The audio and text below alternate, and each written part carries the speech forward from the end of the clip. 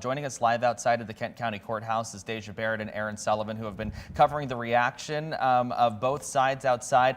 When we checked in with you last, it seemed like people on the Patrick Loyola side of this were disappointed in the outcome that we learned about an hour ago. Yeah, that's right, Tanner. And those supporters, still just about a handful you see right here behind us, still here.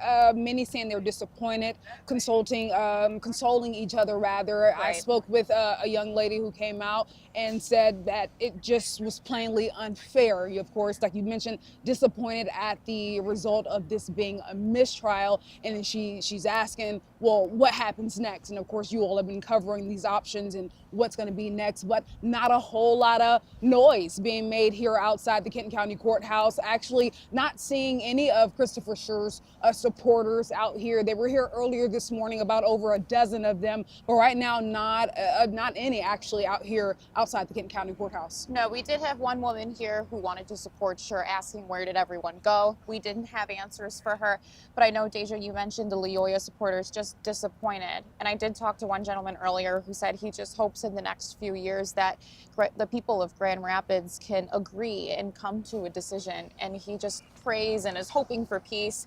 And he told me Black Lives Matter, and he's going to be here today saying that and showing his support for the Loyola family. Yeah, Aaron, and I think we do have that sound from earlier today. Let's hear it. It's two lives that's going to be lost here. You know, it's just not the guy that lost his life and the police that is being judged right now. You know, it's sad, you know, for both sides. But, you know, there's a thin line.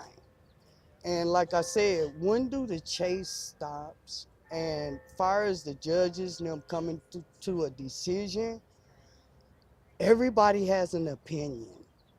And their decision, we have to accept that because we are the people.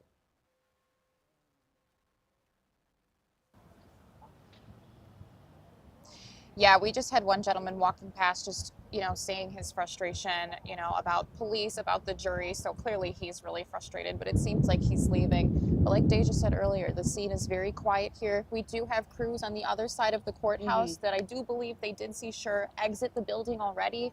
So it's pretty calm here right now, Deja. Yeah, and of course, as we saw in the feed inside, a lot of people exited the courtroom, but we haven't seen a whole lot of commotion of folks coming outside of the courthouse. Again, a quiet scene here outside the Kenton County Courthouse. Of course, just hearing the news of this mistrial, not a whole lot of reaction, but Loyola supporters holding Black Lives Matter signs are still here. Many sitting on the bench, kind of just reading, gathering their thoughts and just sitting to see what's next. And of course, as the morning continues to unfold and as we learn more about what's next, we'll keep you updated with the reactions here outside the Kenton County Courthouse. Deja, I will say one more thing. We did notice some employees who we presume work at the courthouse. They are leaving for the day. I did ask one gentleman inside with security if a lot of employees were going to be leaving. He said most likely.